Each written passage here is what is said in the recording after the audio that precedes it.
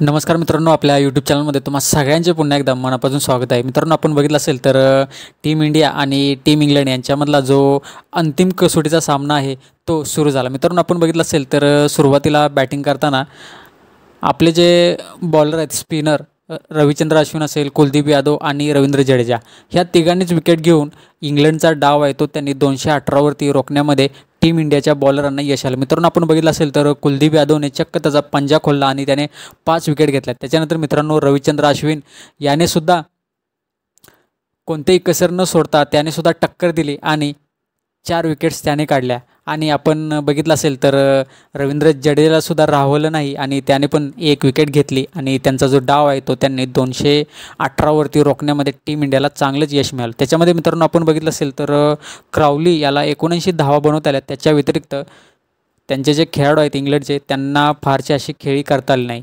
त्याच्यानंतर मित्रांनो, आपण बघितलं असेल तर आपली टीम इंडिया आहे ही बॅटिंगसाठी मैदानात आली आणि आपण बघितलं असेल तर यशस्वी जयस्वाल जबरदस्त पुन्हा एकदा त्याच्या बॅट्समधून धावा पाहायला मिळाल्या आणि आपण बघितलं असेल तर अर्धशतक त्याच्या बॅट्समधून पाहायला मिळालं. त्याच्यानंतर रोहित शर्मा सुपर हिटमॅन ह्याच्यासुद्धा बॅट्समधून आपल्याला बघितलं असेल तर एक शतकीय खेळी पाहायला मिळाली आणि त्याला चांगली साथ दिली, ती म्हणजे शुभमन गिल याने सुद्धा शतकीय खेळी केली. त्याच्यानंतर मित्रांनो, आपण बघितलं असेल तर देवदत्त पडिक्कल असेल आणि सरफराज खान जबरदस्त बॅटिंग, त्यांनी पण सुद्धा त्यांचं अर्धशतक पूर्ण केलं दोघांनी. त्याच्यानंतर त्यांचीही विकेट गेली. त्याच्यानंतर मित्रांनो, आपण बघितलं असेल तर खूप छान पद्धतीने मित्रांनो आता कुलदीप यादव आणि जसप्रीत बुमराह हे खेळताना आपल्याला पाहायला मिळतात. रवींद्र जडेजा याने सुद्धा 15 धावा बनवल्या. त्याचबरोबर ध्रुव जुरेल याने सुद्धा 15 धावा बनवल्या.